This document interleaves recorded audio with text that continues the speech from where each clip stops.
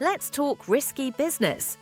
If you want a true taste of the 80s, think fast cars, wild parties, and that infamous living room dance, this movie is pretty much the gold standard. It's got Tom Cruise sliding around in his underwear before he was a superstar, a killer synth soundtrack, and a whole lot of suburban mischief. Directed and written by Paul Brickman, produced by John Avnet and Steve Tisch, Risky Business dropped in theaters on August 5, 1983. The cast includes a young Tom Cruise, Rebecca DeMornay, Joe Pantoliano, and a few other familiar faces.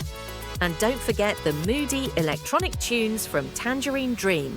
Seriously, that music will stick with you. So, what's it about? Here's the setup.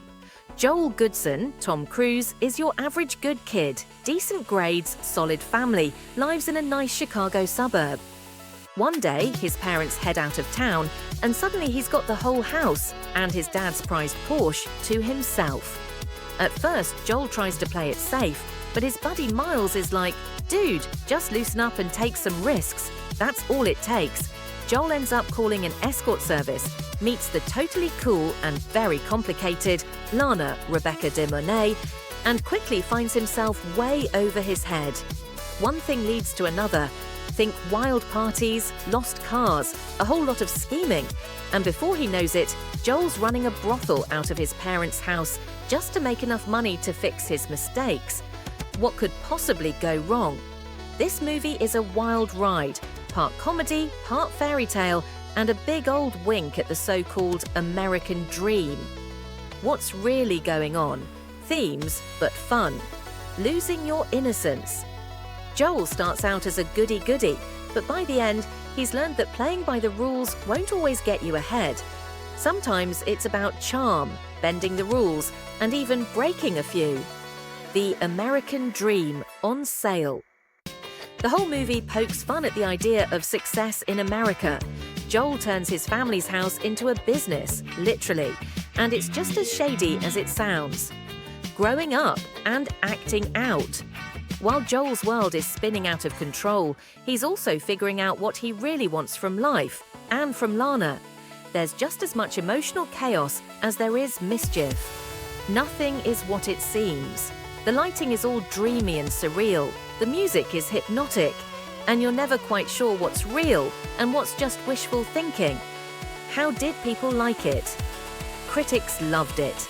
Seriously, people didn't expect a teen comedy to be this smart or this sharp. Roger Ebert called it one of the smartest, funniest, most perceptive movies of a long summer. Even the New York Times was impressed with how complicated and honest it was. The box office was huge for the time, over $63 million. On a $6 million budget, that's a hit. Cruise was instantly Hollywood's favorite new star, and Rebecca DeMornay was suddenly everywhere. The soundtrack still slaps. Old Time Rock and Roll by Bob Seger, iconic dance scene alert. Love on a Real Train and The Dream is Always the Same by Tangerine Dream. In the Air Tonight by Phil Collins, used in the trailer. Seriously, the music set the vibe for so many movies after this.